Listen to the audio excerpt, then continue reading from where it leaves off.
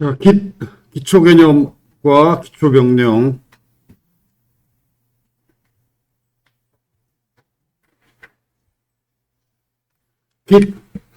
깃이 왜 필요한가? 첫 번째, 소스 코드 버전 백업이에요. 버전별로 백업하기. 마지막 게 아니고 버전별로. 버전별로 다 남기는 걸 이제 버전 히스토리. 버전 1, 버전 2, 버전 3 다 남긴다는 얘기죠. 다 남겨서 백업 해야 되고, 그 다음에 공동 작업. 이 두 개가 아주 큰 이유예요. 그 버전 백업, 버전 히스토리를 다 남겨야 되는데, 왜냐면 마지막 완성본만 있으면 되는 게 아니야. 중간에 이전 버전으로 되돌아갈 일이 많아요. 회사에서도 그 문서 작업할 때도 그래. 예를 들어서 내가 기획서 초안을 만들었어. 그다음에 그 대리님한테 보고를 했더니 대리가 이거 빼고 이거 추가 보완을 하래. 그렇게 했어. 그래서 내가 만든 초안이 1.0, 그 대리가 피드백 준 거 반영한 게 2.0, 그리고 2.0을 이제 과장한테 들고 왔어. 과장이 이거 보완하다 부족하다고 넣으래. 근데 그 부족하다고 넣으란 게 아까 대리가 빼라고 했던 그거야. 그럼 그걸 지워버리고 안 남기면은 다시 만들어야 되잖아. 그런데 내가 만든 초안을 남겼으면 거기서 가져다가 붙여 넣으면 되죠. 자, 이런 일들이 많아요. 대리 의견, 과장 의견, 부장 의견 다 다르고. 그리고 올해는 최종본으로 통과가 되는데 내년에도 또 비슷한 마케팅 기획을 또 해야 돼. 근데 작년에는 혼났던 얘기가 시장 상황이 바뀌어가지고 올해는 또 그게 맞는 얘기가 될 수도 있죠. 그러면 작년에 혼났지만 그거 안 버리고 그 내가 만든 초안을 남겨뒀다면 그걸 꺼내서 올해 상황에 맞게 약간 고쳐서 또 낼 수도 있지. 이렇게 회사 가면 그 여러분이 만드는 문서도 다 하나도 안 버리고 다 버전별로 다 기록을 남겨요. 소스 코드도 당연히 그렇게 해야 돼. 중간에 망해서 이전 버전으로 되돌아가는 일이 문서 작업할 때도 많고 소스 코드 할 때도 많아요. 이전 버전으로 되돌아가고 싶을 때 이전 버전을 따로 백업해 두지 않았다면 옛날에 만들어서 지웠던 걸 또 만드는 짓을 또 해야지. 그래서 회사 가면 무엇을 만들든 문서를 만들든 소스 코드를 만들든 한번 노력해서 만든 건 지우지 않고 다 보관해 놓으면 언젠가는 필요해. 한번 했던 삽질을 또 하지 않으려면은 한번 만든 건 필요 없을 것 같아도 다 기록해서 버전 히스토리를 문서든 소스코드든 남겨두는 게 좋아요. 자, 그런데 그 버전 히스토리를 남기는 수작업. 보통 IT를 전공하지 않은 그 회사원들은 그 문서들 버전을 남길 때 자기 개인 USB 메모리나 이동 하드디스크, 이동식 디스크에다가 뭐 기획안, 뭐 기획안, 날짜 1.0, 그 다음에 기획안, 날짜, 뭐 과장님, 뭐 피드백 반영 버전, 그다음 또 기획안, 날짜, 또 부장님 수정 지시사항 2.0 이런 식으로 파일을 따로따로 다 만들어. 이제 그건 수작업이지. 귀찮지. 그런데 IT를 전공한 사람이라면 그렇게 버전별로 버전 히스토리를 남길 때 깃을 이용하면 돼요. 깃이 모든 파일, 소스 코드 파일뿐만이 아니라 문서 파일, 뭐 그림 파일도 다 버전 히스토리 남길 때 써도 돼요. 써도 되는 게 아니라 당연히 쓸 수 있어요. 모든 파일에 버전 히스토리를 다 남길 수 있어요. 깃으로.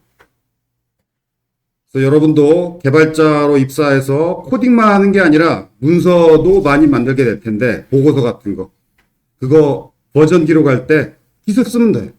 편해.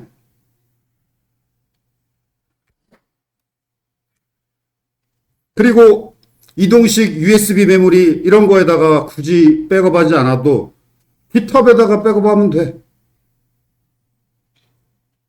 깃허브에 남이 봐도 상관없는 문서라면 그냥 퍼블릭 리포지토리에 퍼블릭 저장소에다가 깃허브로 백업해도 되고, 나 혼자만 봐야 될 것 같으면 프라이빗 리포지토리 만들어서 거기다 백업해도 되고,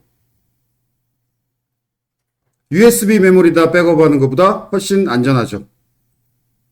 자, 그렇게 버전 백업, 소스 코드뿐만이 아니라 문서 파일들 버전 백업에도 활용할 수 있다라는 거.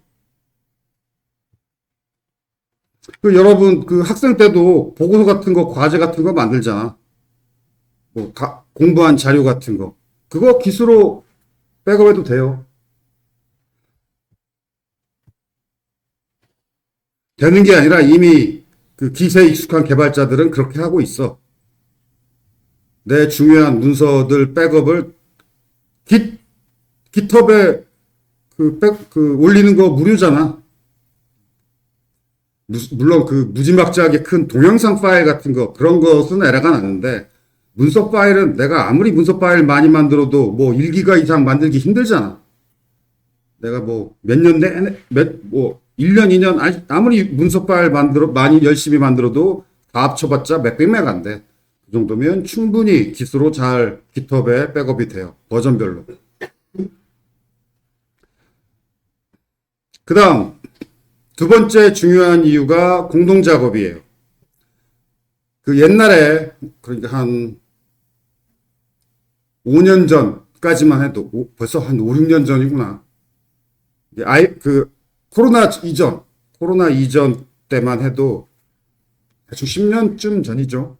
여기가, 620이가 저기 뒷문 쪽이 이렇게 막혔었어요. 조그마한 방이 있었어. 그러니까 지금 이 첫 줄 바로 앞, 여기. 첫 줄 책상 바로 앞, 여기, 내가 왔다 갔다 할 수 있는 앞에 이 공간 정도의 공간이 저 뒤에 있고, 그게 칸막이 벽으로 막혀 있고, 조그마한 방이죠. 그 방은 저 뒷문으로만 통할 수 있었어요. 그걸 이제 프로젝트 실습실로 썼지. 왜냐면, 10년 전 여러분 선배들은 팀 프로젝트 할 때, 날밤 새는 일이 다반사였어요. 왜 날밤을 세웠냐면은, 팀원들 각자 구현한 버전들을 하나로 전부 다 취합할 때, 이 사람이 구현한 소스 코드, 저 사람이 구현한 소스 코드를 다 하나로 모아야 하잖아. 그게 파일만 모은다고 되는 게 아니라, 어떤 파일은 얘도 수정했고 얘도 수정했어. 둘 다 수정했어. 그러면 서로 수정한 걸, 그러니까 이 사람만 수정했다면 최신 버전 그 사람 파일로 덮어 쓰면 되는데, 둘 다 수정했으면 너는 뭐 수정했어. 그거 서로 대화해가지고 두 사람이 수정한 걸 하나로 합쳐야지. 파일 내에서.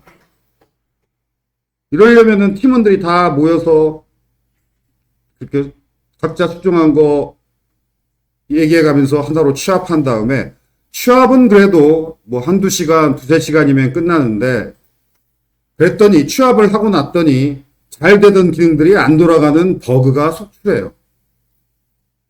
그거 디버깅 이제 혼자 못해. 왜냐면 여러 사람이 구현한 기능을 합쳤잖아. 서로 맞대고 디버깅하는 거야. 혼자 디버깅해도 힘든데, 나 혼자 구현한 소스 코드 디버깅해도 힘든데, 서로 구현한 코드를 합쳐서 디버깅해야 돼.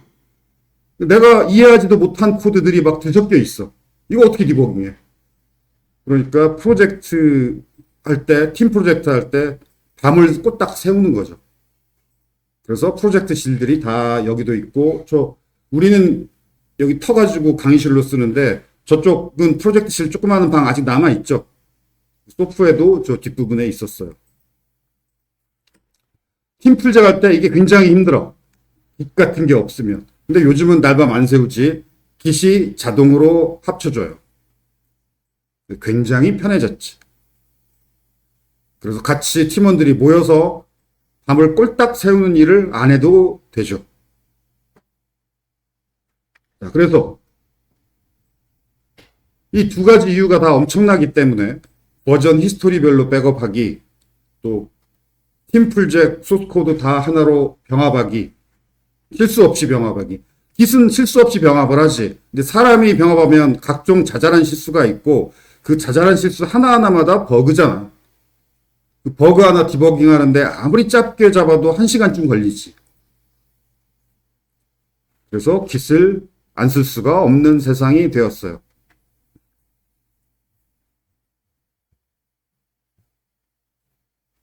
자, 이제 무조건 Git을 쓰면 돼요.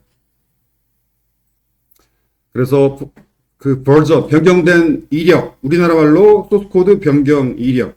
이걸 뭐, 아까 말한 대로 버전, 소스코드 버전 히스토리가 다 Git에 남아 있고, 그래서 특정 시점의 버전들, 비포, 애프터, 뭐가 어떻게 변경되는지 비교하기도 쉽고, 또 이전 버전으로 되돌아가야 된다면 쉽게 이전 버전으로 되돌아갈 수도 있고, 그 다음에 자동 병합, merge, 소스코드 병합을 자동으로 해주고, 또 누군가 실수로 남이 애써 구현한 코드를 날려버리는 실수.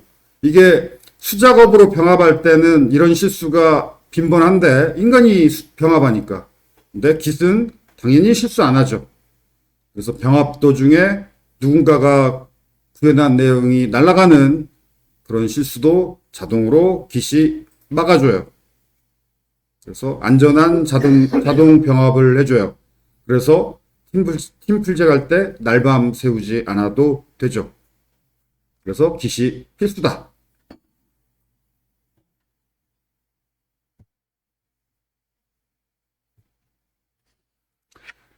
Git 리포지토리. 그래서 버전 히스토리를 저장소에 저장하는데 그 저장소를 영어로 저장소가 리포지토리잖아.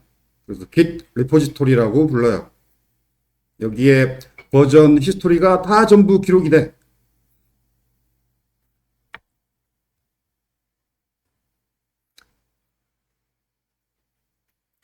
그런데 리포지토리는 로컬 리포지토리가 있고 리모트 리포지토리가 있어요. 로컬은 내 PC가 로컬이고 리모트는 서버. 리모트 리포지토리 서버란 얘기예요. 팀원들이 공유하는 서버에 있는 리포지토리. 이 중에서 무료로 이용할 수 있는 Git 리모트 리포지토리가 바로 GitHub이죠.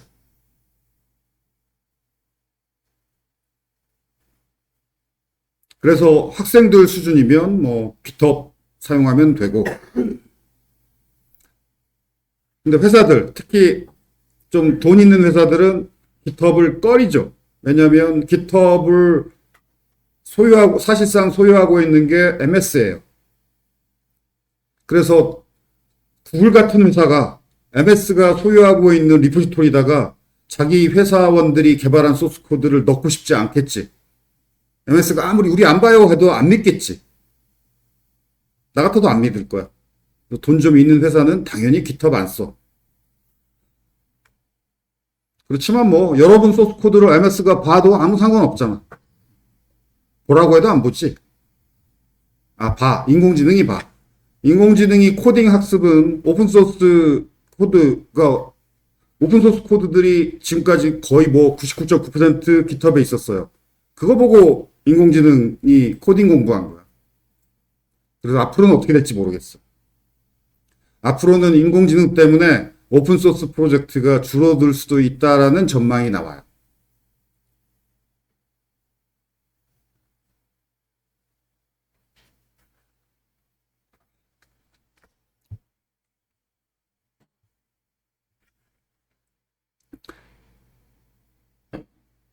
아무튼 GitHub. 이 수업에서도 GitHub을 쓸 거고, 로컬 리포지토리. 여러분 PC에도 저장이 돼요. 그 버전 히스토리가 서버만 저장되는 게 아니야. 일단 여러분 PC에 노트북에 로컬 리포지토리에 저장이 된 후에 그 다음에 리모트로 업로드하는 거예요. 그리고 이 업로드가 실시간이 아니야. 내가 업로드하고 싶을 때 업로드하고 싶은 부분만 업로드가 돼요.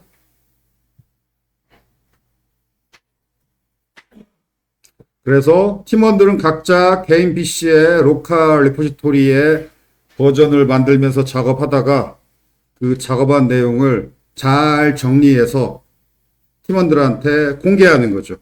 그렇게 잘 정리해서 그것을 그 정리된 그 버전 히스토리만 리모트 리포지토리에 업로드를 해요.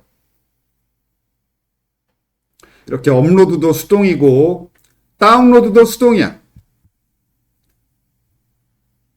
그러면 팀원들이 누군가 업로드했다고 하면 팀원들이 다운로드를 하는 거죠. 수동으로. 업로드 로컬 리포지토리를 리모트 리포지토리에 업로드하고 또 그것을 다운로드하는 건 수동이다. 실시간 자동이 아니다. 왜 수동이냐?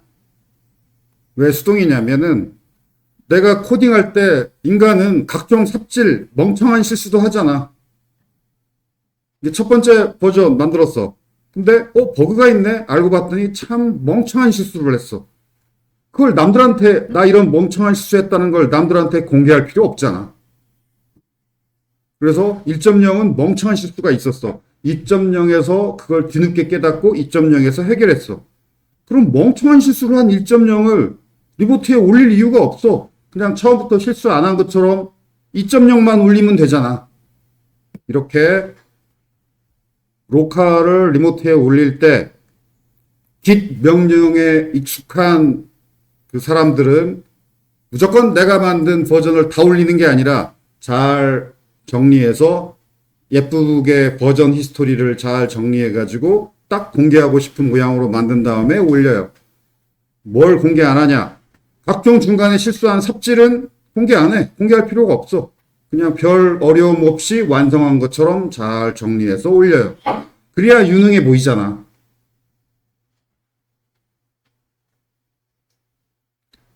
그렇게 정리해서 올리는 게 그게 대부분 그래요. 대부분 정리해서 올리기 때문에 올리는 건 자동이 아니라 수동이야. 내가 잘 정리해서 올리고 정리해서 올리고 하니까. 근데 정리해서 올리려면은 git 명령 초급 수준으로는 정리 못해. 중급, 고급 수준까지 돼야 돼요. 그래서 git이 좀 명령이 어려워. 왜 어렵냐면 원하는 걸 하고 싶은 걸 다 할 수 있어요. 그래서 각종 명령들 많고 기능이 많고 기능이 많으면 고급 기능 명령까지 다 있으면 어렵지. 초보자용 도구는 아니야.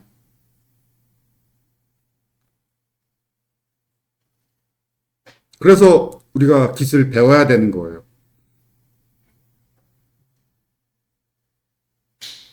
그래서 먼저 로컬부터 만들어요. 로컬 리포지토리부터 만들고 만들 때 새 프로젝트 시작할 때는 당연히 새 프로젝트니까 비어있는 로컬 리포지토리부터 만들고 그걸 로컬 리포지토리를 업로드하면서 리모트가 만들어지는 거예요. 처음 만든 건 로컬 리포지토리야. 리모트는 업로드하면서 만들어지는 거고 그 다음에 이후에 참여하는 팀원들 프로젝트를 처음 시작하는 사람이 로컬 리포 만들어서 리모트에 업로드하고 그 다음 참여하는 팀원들은 이미 프로젝트 리포지토리가 만들어져서 리모트로 올라갔으니까 그걸 다운로드해서 로컬 리포지토리를 새로 만드는 거죠. 처음 프로젝트 만드는 사람이 1번, 그 다음에 참여하는 사람은 2번.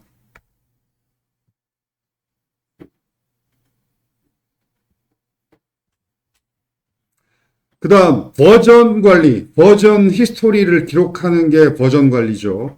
그런데 지난주에 비슷한 개념으로 형상 관리가 있지만 형상 관리는 버전 관리 말고 이것저것 더 관리하는 거라고 했죠.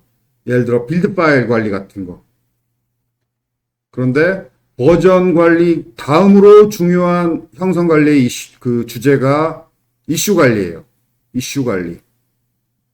여러분들이 먼저 git 버전 관리를 공부해야 되고 그 다음에 이슈 관리도 해야 돼요. 이거 두 개는 학생 수준에서도 해야 돼. 버전 관리, 이슈 관리. 이슈는 우리나라 말로 이슈를 잘 번역 안 하지. 우리나라 말도 그냥 이슈라고 하잖아. 굳이 번역한다면 이슈가 우리나라 말 단어 어떤 거에 해당이 돼요? 정확히 똑같지는 않는데 어떤 주제 좀 비슷한 의미가 있잖아. 주제. 아니면 어떤 건? 어떤 새로운 건이 있느냐? 새로운 뉴스, 새로운 주제. 이게 주제란 말하고 좀 정확히 일치하지는 않아. 주제는 뭔가 요약했다는 의미도 있잖아. 이 글의 주제는 뭐야? 이런 의미일 때는 주제라는 단어가 요약했다는 의미죠. 핵심, 뭐 주장, 요약.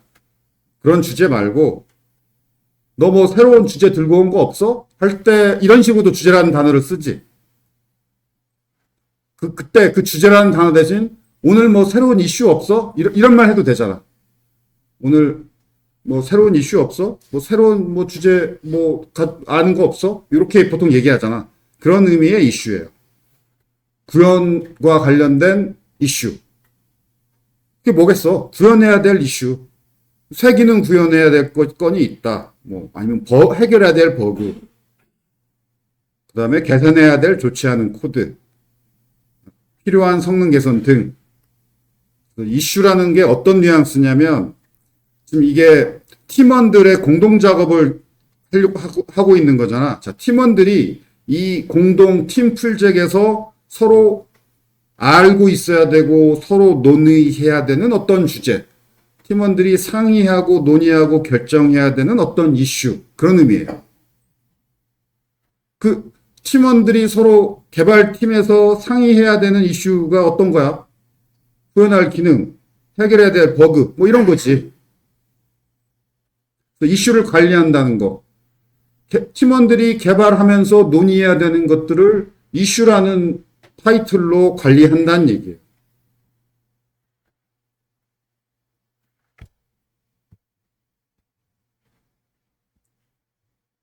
그래서 버전 관리, 이슈 관리, 형상 관리에서 이것저것 다 개발하는 도중에 관리해야 되는 것들을 다 몽땅 관리하는 게 형상 관리인데 그 중에서 중요한 거. 첫째, 소스 코드 버전 관리. 두 번째, 이슈 관리. 이 수업에서는 이 두 주제만 다뤄요.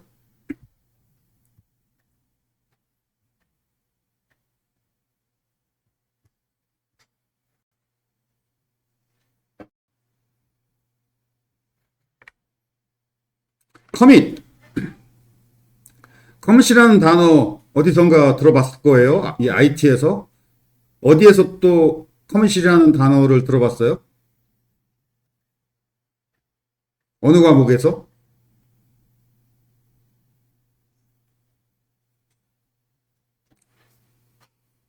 들어본 기억이 있는 학생이 없어? 그러면 안 되는데. 그 과목도 중요한 과목이고 그 과목에서 이 단어도 굉장히 중요한 개념인데. DB에서 커밋 안 들어봤어요? DB에서 트랜잭션이라는 단어도 안 들어봤어? 굉장히 중요해요. 기술 면접에서 모르면 안 되는, 대답 못하면 안 되는 중요한 개념이야. 관계형 데이터베이스 트랜잭션 커밋. 요즘 인공지능이 알려줘. 관계형 데이터베이스에서 커밋은 트랜잭션의 모든 데이터 변경 사항을 영구적으로 확정하여 데이터베이스에 반영은 저장한다는 뜻이에요.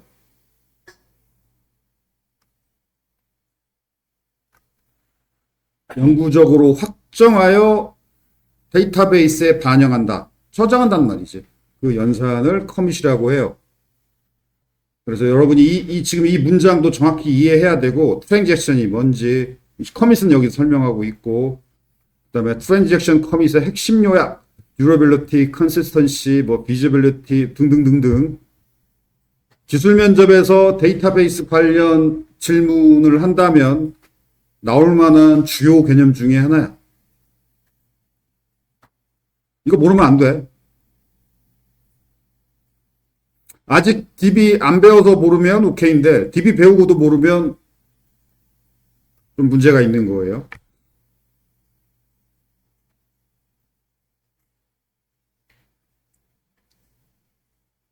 아무튼 그 DB에서도 또는 그 네트워크 분산 네트워크 통신에서도 그다음에 우리 여기 Git에서도 커밋이라는 단어가 IT 분야에서 가끔 나와요. 자주는 아니고 가끔 나와요. 커밋. IT 분야에서 커밋이라는 단어가 나오면 그 커밋이라는 단어의 어떤 의미 때문에 IT 분야에서 사용하느냐. 이 커밋이라는 단어에 어떤 의미가 있냐면 이런 의미 때문에 커밋이라는 단어를 써요. 영구적으로 확정한다라는 의미가 커밋이라는 단어에 있어요.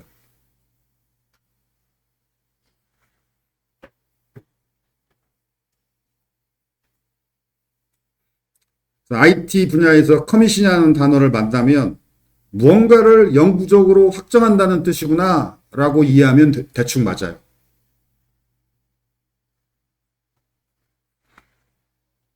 이게 동양에는 없는 의미야.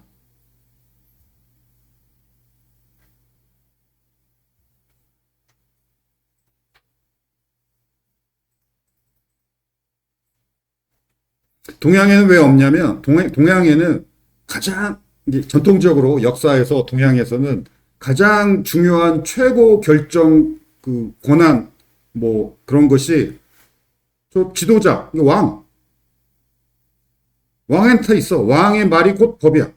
이게 왕이 말하는 게 곧 법이고 그게 진실이야. 그래서 영구적 확정 이런 게 없어요. 왜냐하면 왕이 어제 이렇게 얘기했지만 내일 다르게 얘기하면 어제 왕이 얘기한 게 맞는 말이고 오늘 왕이 말한 게 맞는 말이에요. 그런데 법대로 하는 것이 법대로 운영하는 게 법치주의에서는 이런 말이 있어요. 영구적으로 확정. 그러면 그냥 끝난 거야. 그 건은 끝난 거야. 누가 더 이상 거론 못해. 억울하든 어쩌든. 그래서 이 커밋 하면 이걸 연상하면 돼요. 그 재판관이 뭐라고 선언하면서 망치를 땅땅땅 두드리지 이거 끝났다예요. 이게 커밋이야. 그러면 뭐 끝난 거야. 더 이상 뭐 얘기하거나 아무리 억울하고 나는 의견이 달라도 말해봤자 쓸데없는 짓이에요. 자, 그래서 데이터베이스에서 어떤 데이터 변경사항을 커밋했다. 자, 끝났다. 저장됐어요. 이제 뭐 어떻게 안 돼. 그리고 DB가 그걸 보장해 준다. 이런 의미가 있고 마찬가지예요. 소스 코드 버전을 커밋했다. 자, 저장됐어요. 취소 안 돼.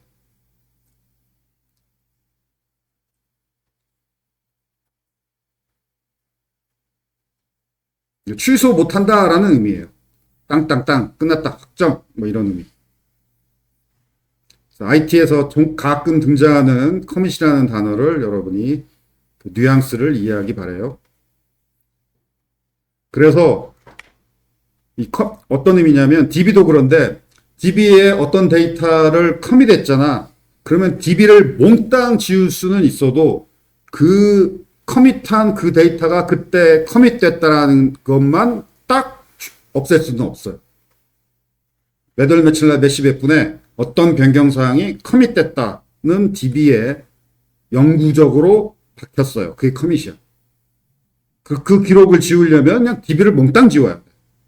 여기 Git도 마찬가지예요. 한번 버전을 커밋했으면 그 리포지토리를 몽땅 날릴 수는 있어도 리포지토리 내에서 그 기록만 솎아서 지울 수는 없어요. 그런 의미가 커밋이에요.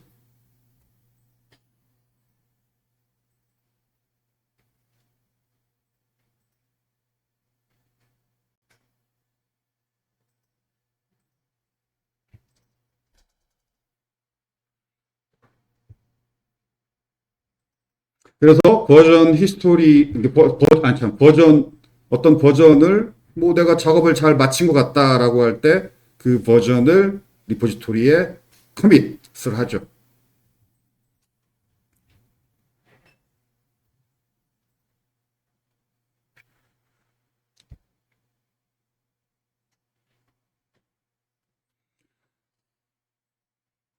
보통 그 제목을 간단하게 첫째 줄에 적고 설명을 적고 싶으면 둘째 줄은 비워두고 셋째 줄부터 이거저거 적는데 이거 비추천. 보통 제목만 간단하게 적는 것이 추천이에요. 왜냐하면 왜 비추천이냐면 본문을 자세히 적는 것을 비추천하는 이유. 자세히 적을 내용이 있다면 그건 이슈 관리에 적는 게 좋아요. 커밋은 메시지만 간단하게 적고 그 커밋에 대해서 어떤 일을 했고 무엇을 구현했고 설명할 내용이 있다. 그러면 그걸 커밋 메시지에 본문에 자세히 적지 말고 이슈에 적어라.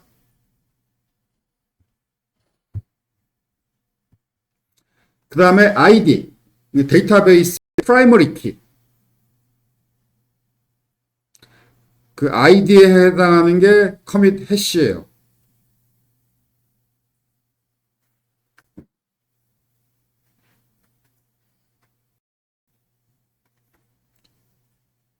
IT에서도 해시라는 단어가 여기저기 많이 나와요.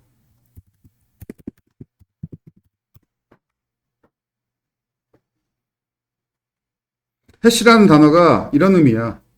잘게 썰고 다지고 뒤적는 거. 이게 감자 으깨는 거 생각하면 돼요. IT에서 해시도 그런 의미인데 그 데이터를 해시 으깨는 거예요. 으깨. 16진수로 으깨. 그래서 데이터 해시라는 건 한 몇십짜리의 16진수로 데이터를 이렇게 으깨요. 압축한다라고 말해도 좋고, 어떻든 변형을 해, 데이터를. 16진수로. 그래서 그 데이터의 본문 내용을 변형을 해가지고 데이터 본문 전체의 내용을 좀 으깨고 압축을 해서 한 몇십짜리 정도의 16진수 숫자를 만들어요. 몇십짜리의 16진수 숫자.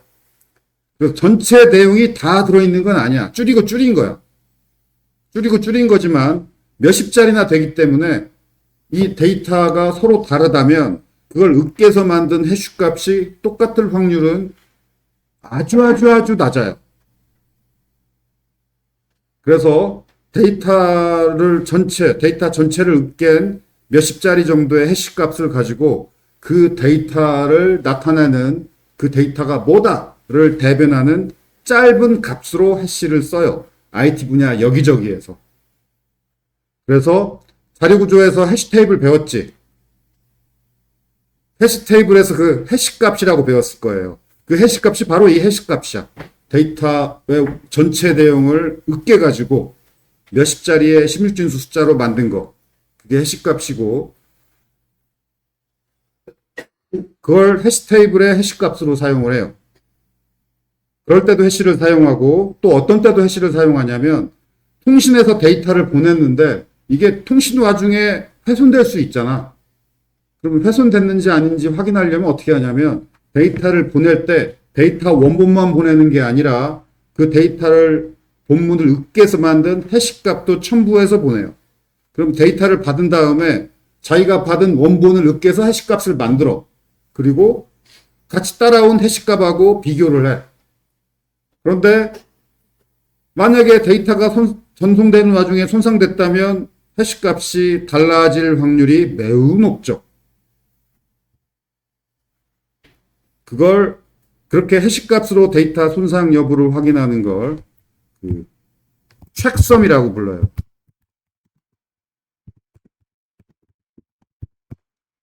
체크섬 해시. 체크섬 해시는 파일이나 데이터가 무결성, 손상됐는지 않았다는 걸 검증하기 위한 해시 값이야. 해시 값.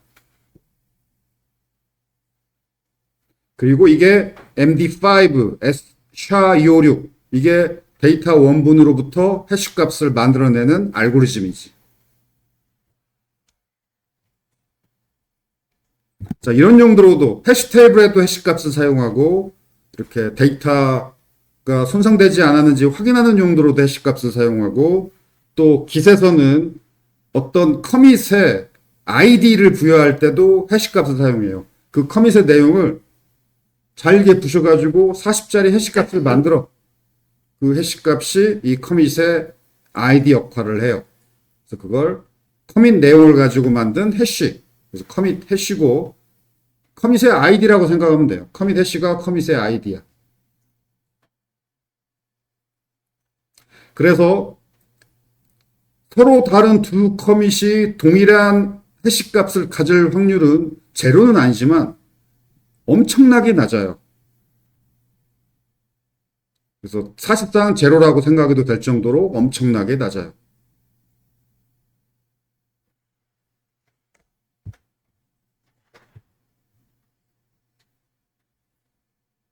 자, 그래서 지금 커밋이라는 단어, 해시라는 단어, IT 여기저기 가끔 등장하는 단어예요. 방금 내가 의미를 설명했으니까 잘 기억하기 바라고.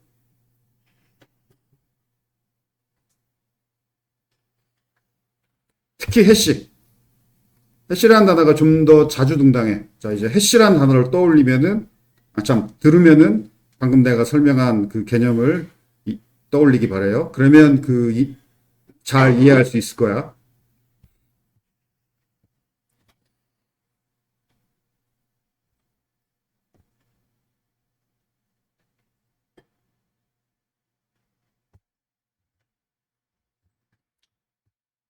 자, 여기까지만 얘기하고 좀 쉽시다. 이 부분. 워킹 추리하고 스테이징 에어리아.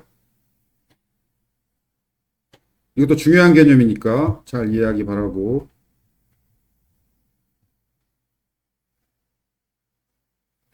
자, 이제 폴더라는 단어는 가급적 사용하지 말고 디렉토리라고 부르기 바래요. 그 폴더 혹은 디렉토리. 여러분 그 디스크에서 폴더가 뭔지 알죠? 그걸 디렉토리라고도 해요. 일반 사용자를 위한 단어가 폴더고 개발자들은 디렉토리라고 그래. 그래서 워킹 디렉토리. 개발자가 작업하고 있는 디렉토리라는 뜻이죠. 개발자가 작업하고 있는 디렉토리가 뭐야? 풀잭 디렉토리지. 풀잭 디렉토리를 워킹 디렉토리라고 얘기를 해요. 또 디렉토리가 트리 구조잖아. 그 프로젝트 디렉토리 안에 또 자잘한 디렉토리가 있고 또 작은 디렉토리 안에 또 디렉토리가 있고 이렇게 점차 자식 디렉토리가 있는 트리 구조죠. 그래서 워킹 추리라고도 해요. 워킹 추리다. 그러면 풀잭 디렉토리라는 뜻이구나 라고 이해하면 돼요.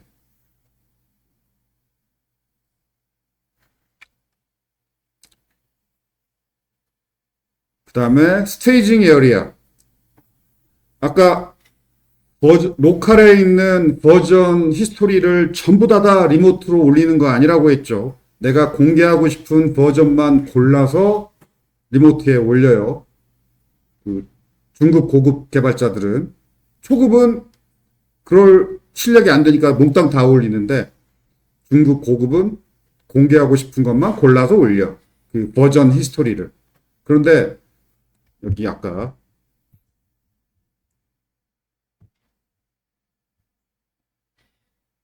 리모트 리포지토리에 로컬 리포지토리에서 리모트 리포지토리로 올릴 때 모든 내용을 다 올리는 게 아니라 내가 공개하고 싶은 버전만 골라서 올려요. 보통 중급 고급 실력자들은.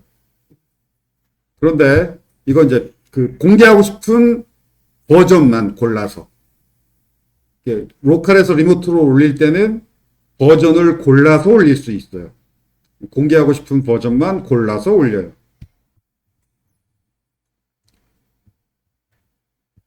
그런데 커밋을 만들 때, 변경을 기록하는 커밋을 만들 때, 또 마찬가지로 변경된 거 모두 다 커밋을 하는 게 아니라 커밋을 하면 버전이 하나 기록되는 거죠. 그 버전을 하나 기록을 할 때도 내가 기록하고 싶은 파일만 골라서 버전을 기록해요. 커밋을 할 때도 파일을 고르는 거야. 그것을 스테이징 에어리아에 올린다라고 표현을 해요. 스테이징 에어리아에 등록한다. 이 말이 뭔 말이냐면 지금 새 버전을 기록하려고 커밋하려고 하는데 몽땅 다 기록하는 게 아니라 공개하고 싶은 변경만 골라. 파일을 골라요. 파일을.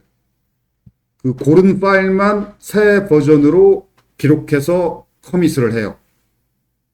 그걸 스테이징 에어리아에 그 파일을 등록한다 라고 표현해요. 스테이징 에어리아, 이게 무대란 뜻이잖아. 무대에 올린다는 얘기예요.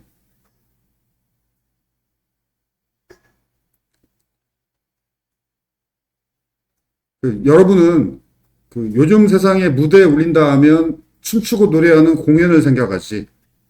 그런데 사실은 무대에 올린 다음에 그 긴 역사에서 무대에 올린 다음에 뭐 하겠어? 강제로 자르거나 교수형에 처하죠. 무대에 올린 다음에 처리하는 거예요. 그런 의미예요. 스테이징 에어리아에 올린다는 게 공연 무대에 올린다는 게 아니라 그러니까 싹둑 썰 대상을 스테이징 에어리아에 올려놓고 싹둑 써는 거죠. 기록할 대상을 고른다. 그런 의미예요. 그리고 요즘은 스테이징 에어리아라고 많이 부르는데 초창기에는 인덱스 에어리아라고 불렀어요. 근데 인덱스라는 단어는 너무 헷갈리잖아. 여기저기 인덱스 많이 쓰니까.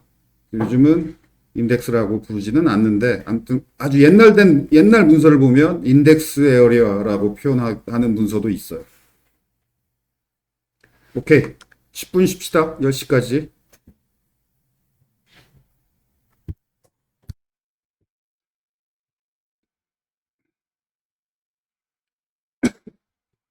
워킹 트리 내부 파일의 상태. 그러니까 결국 프로젝트 디렉토리 내부 파일. 결국은 소스 코드 파일이지. 프로젝트의 그 파일 상태는 다음 상태 중 하나인데 untracked.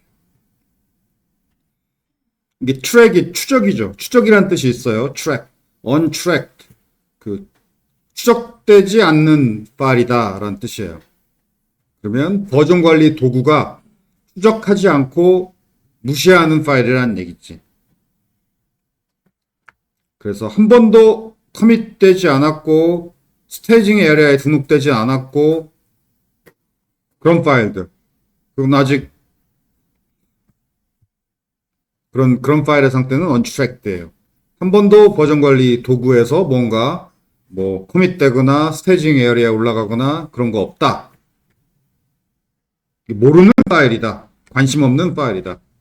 그런 얘기죠. 모르는 파일이다. 그 다음에 staged. 스테이징 에어리아에 올라간 파일이라는 뜻이에요. staged.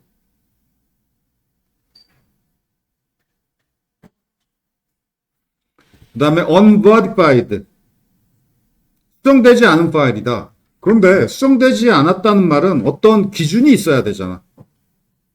어떤 시점을 기준으로 그 이후에는 수정되지 않았다. modified. 마찬가지야. unmodified. 수정되지 않았다. modified. 수정됐다. 둘 다 어떤 시점을 기준으로 그 시점 이후로 수정됐다, 수정 안 됐다. 그런 뜻이에요. 그 기준이 뭘까? 어떤 시점을 기준으로 할까? 만들어진 이후로 수정되지 않은 파일은 없잖아.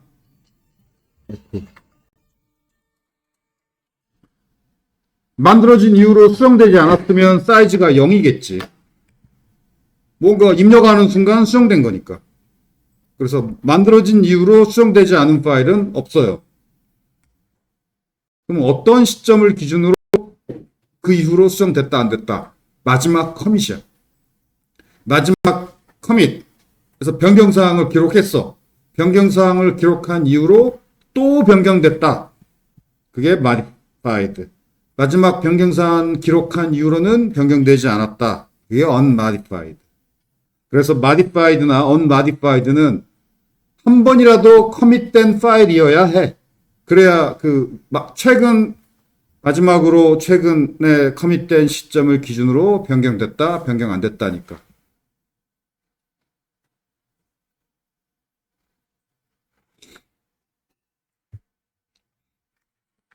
그리고 untracked는 한 번도 커밋되지 않았고 스테이징 에어리아에 올라가지 않았고 이게 untracked. 그 다음에 staged는 이건 둘 다예요. untracked였는데 스테이징 에어리아에 올라가면 staged고 modified였는데 스테이징 에어리아에 올라가면은 staged죠. 이게 스테이지드는 변경사항을 하려고 스테이징 에어리아에 올리면 스테이지드인데 언트랙드를 올릴 수도 있고 아니면 modified를 올릴 수도 있고 이게 한 번도 커밋하지 않은 파일을 처음 커밋하려고 올릴 수도 있고 그러면 untracked가 staged죠. 근데 이미 한번 커밋한 걸 수정한 후 다시 커밋하려고 올리면 modified였다가 staged죠. 자, 이 개념을 잘 이해하기 바라고 첫 번째 필기 시험에서 나올 만한이 아니라 반드시 나오는 예상 문제예요. 자, 그래서 상태 변화. 어떤 소스 코드 파일을 만들었다면 소스 코드 파일은 저런 순서대로 상태가 변화해 가요. 저렇게 변화해 나가는 순서를 이해하기 바래요. 그리고 이어서 여기 이 상태 변화는 이거 요약해 놓은 거고 여기 상태 변화 요건 요약해 놨고 이렇게 변화해 나가는 이유 설명해 놓은 게 그다음 여기 이거야 7번. 화면이 멈췄어. 다시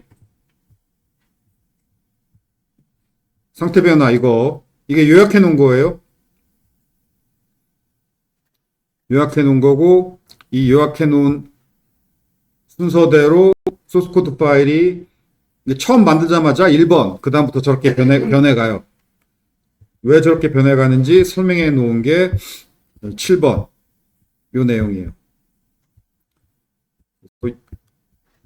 자, 이거랑 같이 7번 이거랑 같이 읽어서 이해하기 바래요. 이 부분 내가 설명할 필요 없이 여러분이 읽어보면 이해가 될 거예요.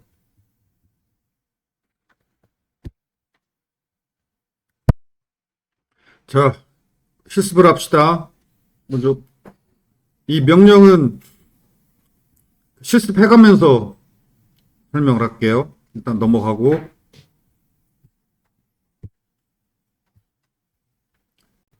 비주얼 스튜디오 코드에서 우리가 파일도 만들고 해야 되니까 비주얼 스튜디오 코드 설치하기 바라고 개발도구 설치 강의 노트 보고 설치하면 돼요.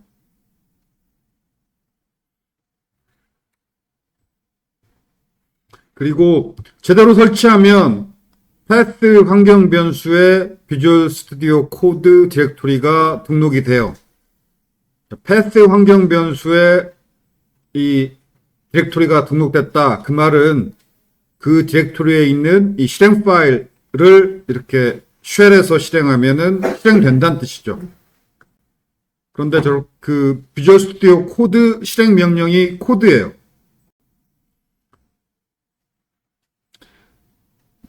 그래서 쉘에서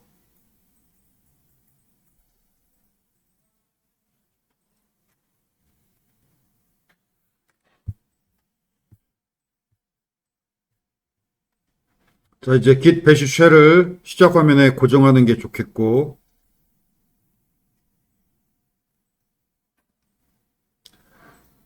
맥은 그냥 터미널에서 하면 되고 자, 쉘에서 코드 해가지고 엔터를 땅 쳤을 때 이렇게 비주얼 스튜디오 코드가 열리면은 비주얼 스튜디오 코드가 설치가 잘 됐고 환경 변수 설정도 잘 된 거예요. 그런데 설치가 됐어도 환경 변수, 패스 환경 변수 설정이 안 되면 명령을 쳤을 때 실행이 안 돼요. 이 명령을 쳐서 실행하려면은 쉘에서 명령을 이렇게 입력해서 실행하려면은 이게 필요해.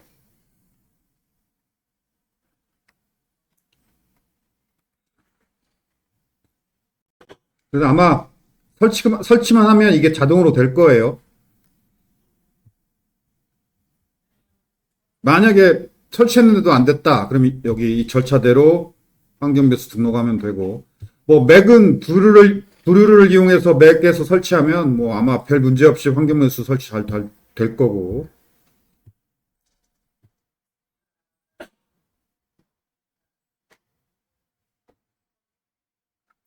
그 다음에 git 설정. 자, git을 설치한 다음에 이거 반드시 해야 돼요.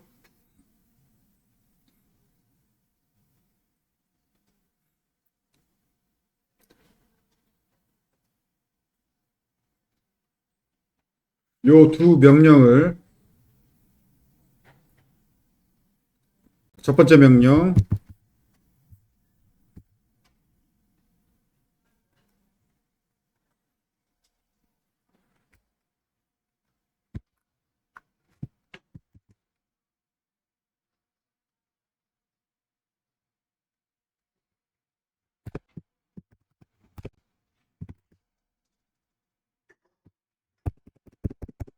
자, 첫 번째 명령 실행하고,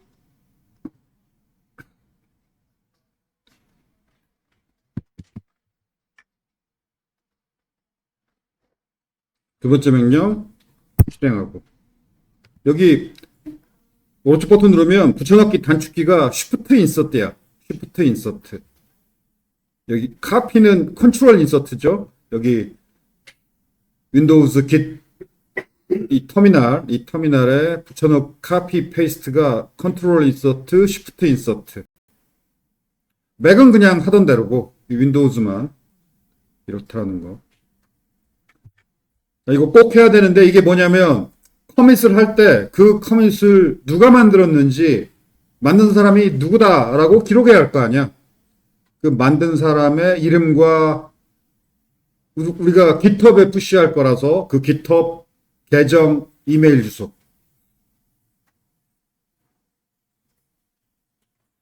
저 가끔 그 4학년 그 캡스톤 디자인 프로젝트에 보면 그 커밋에 서명이 안 된 커밋이 있어. 이걸 안 한 거지.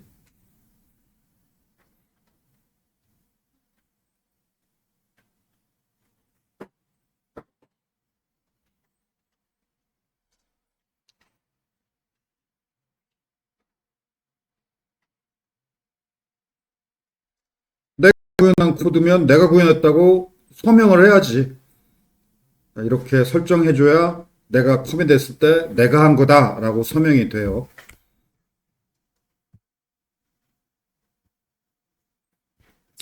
그 다음에 git에서 그 커밋 메시지 입력할 때 또는 기타 뭔가 입력해야 되는 명령들이 있어요. git에서 그 뭔가 메시지를 입력하거나 설정을 입력하거나 뭔가 git 사용하다가 입력이 필요할 때 편집기가 자동으로 열리는데 그 자동으로 열리는 편집기를 무엇을 사용할 거냐? 그 편집기 명령을 설정하는 거예요.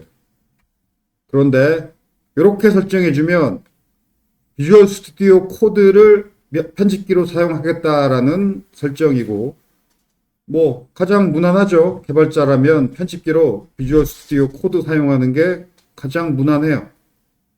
이것도 해주세요.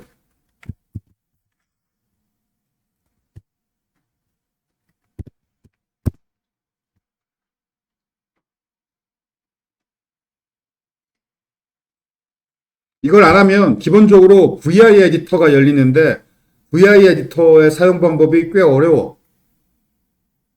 혹은 윈도우즈에서는 메모장이 열릴 수도 있는데 앞에서 얘기했듯이 줄바꿈 문제 때문에 메모장은 유닉스용 줄바꿈 문자를 인식하지 못하기 때문에 개발자용으로 뭔가 편집할 때 메모장 사용하는 건 부적절해요.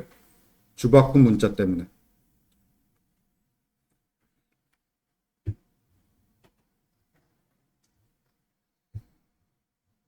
자, 이제 실습을 합시다.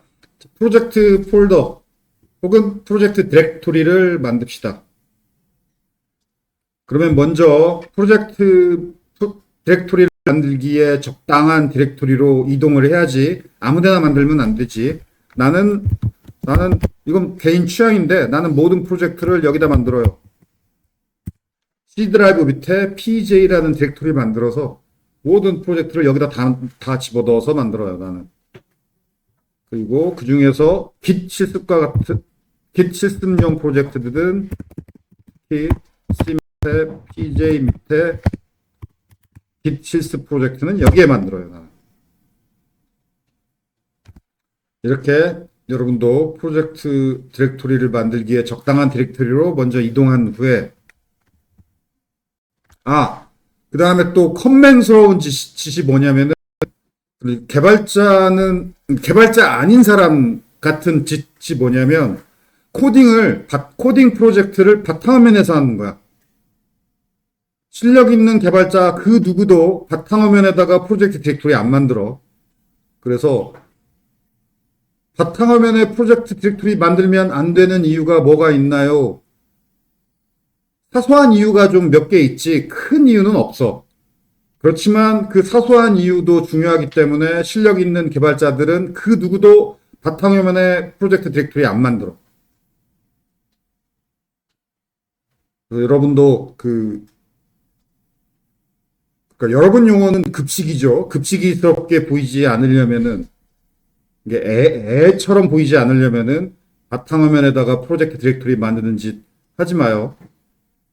나는 초보예요 라고 티내는 꼴이야.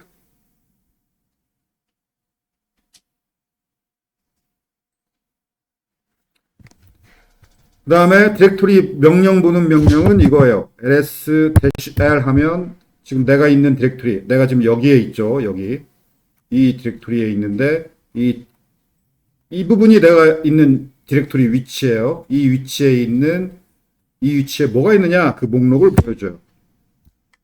이게 지난 학기에 만든 거니까 여기 만든 거 지울게요. 몽땅 다 지우는 명령이 rm -rf 그 다음에 디렉토리 이름 적어주면 이 디렉토리와 그 아래에 있는 걸 몽땅 지워요. 그 다음에 얘도 지우고 그 다음에 얘도 지우고. 자, 이 정도 명령 외워두세요. 실력 있는 개발자들은 탐색기에서 작업 안 해. 다 이렇게 터미널에서 작업해요. 그러니까 요즘 실력 있는 그리고 한참 열심히 개발하는 유능한 개발자예요 라고 티내는 그 모양새가 뭐냐면 희한하게 청바지 많이 입어. 청바지에 체크 남방 같은 거 아니면 티셔츠 같은 거 입고 맥북 들고 그 다음에 카페나 뭐 이런 데서 맥북 딱 놓고 옆에 마우스 없고 왜냐면 주로 터미널 작업하니까 마우스가 있어도 거의 안 건들고 그 다음에 커피 텀블러 하나 놓고 다다다닥 타이핑 열심히 하는 거예요.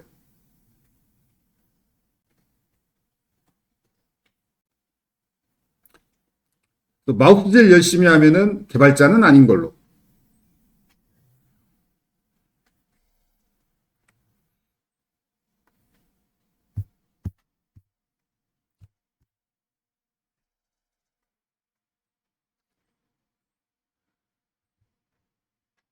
자, 그 다음 여기에 적혀 있죠. 프로젝트 폰더 만들 건데 pwd 현재 내가 어느 위치에 있는지 내가 있는 그 디렉토리를 확인하는 명령이 pwd 하면 내가 지금 요 디렉토리 요 경로에 있다라고 보여주는데 사실은 pwd 안 해도 여기 나오잖아. 여기 프롬프트에 이미 나와요. 그 다음에 디렉토리 만드는 명령이 mkdir인데 스튜던트 A 디렉토리, 스튜던트 B 디렉토리를 만드세요.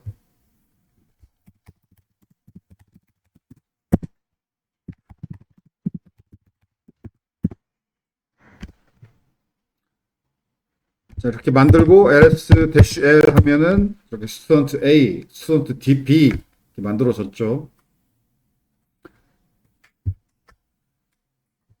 그리고 디렉토리 이동 명령이 cd에서 스튜던트 A로 들어가고 스튜던트 A 디렉토리로 들어왔어요. 여기서 첫 번째 프로젝트를 만들 거예요. git 테스트 1 k dir git 테스트 1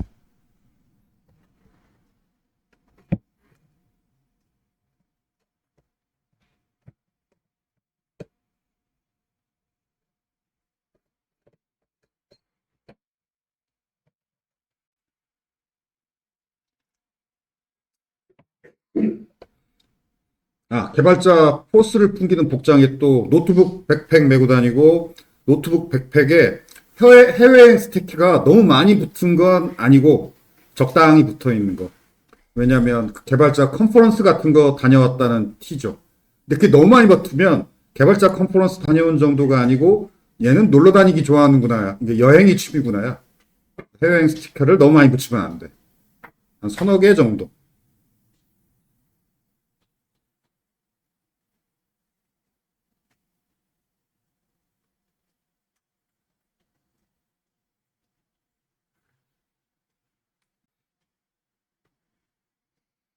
그 다음에 참, 또 개발자가 또 간혹 이상한 개발자는 하지만 실력 있는 개발자가 또 안 하는 거.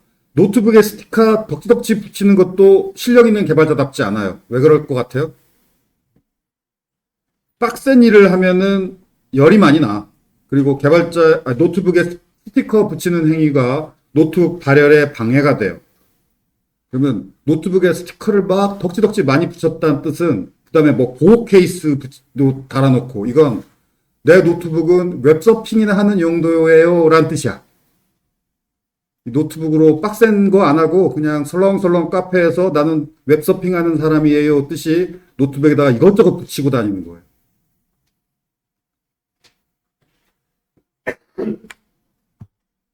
그래서 대충 그 모양, 차림새를 보면 실력이 약간 티가 나.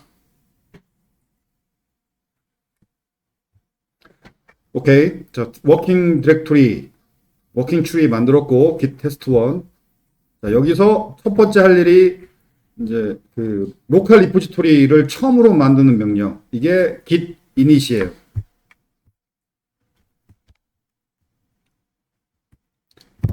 git 테스트 1 디렉토리로 들어와서 git 테스트 1 프로젝트 디렉토리로 들어와서 여기에서 당연히 ls-l 하면 아무것도 없죠. ls-l 아무것도 없어요. 그런데 git init 한 다음에 그 다음에 다시 ls-l 하면 al 해야 돼요. 참 ls-al 하면 .git이 보여요. .git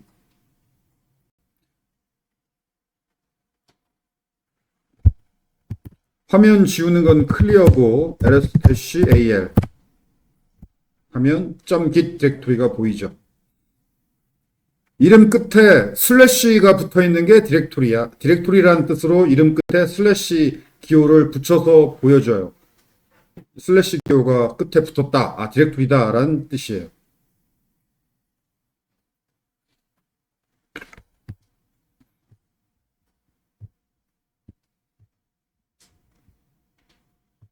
이게 로컬 리포지토리고 이 로컬 리포지토리는 프로젝트 디렉토리마다 다 하나씩 따로따로 만들어요. 현재 프로젝트의 로컬 리포지토리. 자, 이제 코딩을 해야죠. 코딩을 하려면 비주얼 스튜디오 코드에서 현재 디렉토리를 열어야 돼요. 그 명령이 이거야. 코드 -r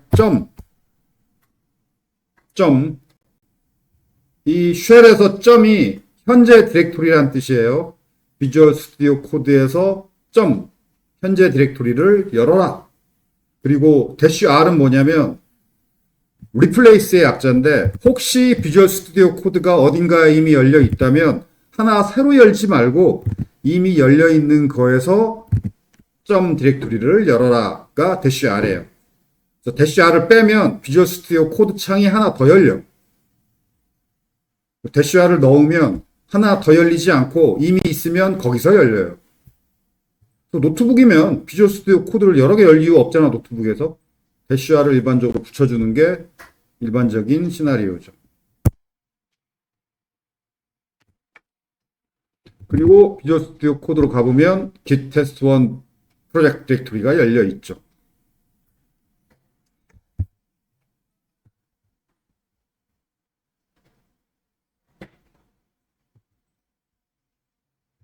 혹시 이런 게 나올 수 있어요. 이 말은 뭐냐면 여기 지금 뭐 자바스크립트 파일도 있고 뭐 실행되는 파일도 있는데 이 디렉토리에 있는 그런 뭐 이런 스크립트 파일 같은 거 실행 너 믿을 수 있느냐라고 물어보는 거예요. 예스 하면 되지.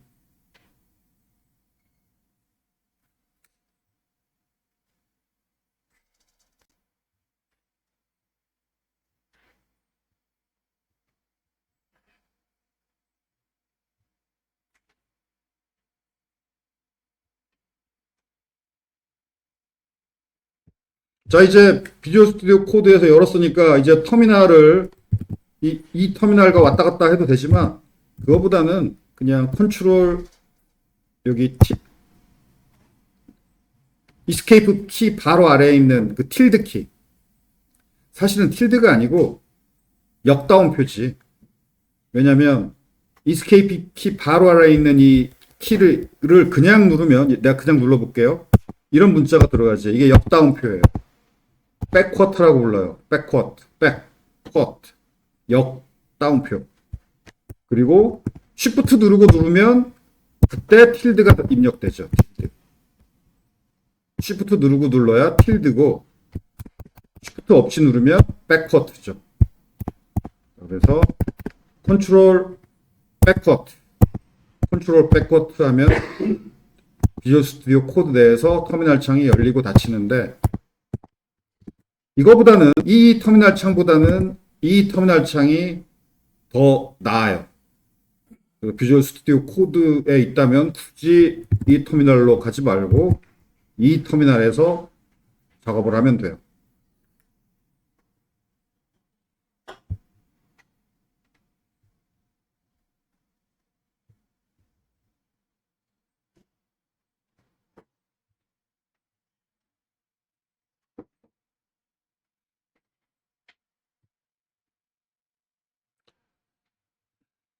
그 다음에 이건 지난 시간에 얘기했지만 혹시 기본 쉘 여기서 배슈 쉘이 열리는 게 아니라 윈도우즈 쉘이 열렸다면 이렇게 해서 기본 쉘을 배슈 쉘로 변경하기 바라고. 자, 그 다음은 여러분 읽어보면서 따라하세요. 소스 코드 만들기. 자, 요 명령. 그러면 비주얼 스튜디오 코드에서 현재 디렉토리에 요 파일이 만들어지고 비주얼 스튜디오 코드에서 열려요. 이렇게 파일 만들어서 입력하면 돼. 이렇게 입력하고 저장하고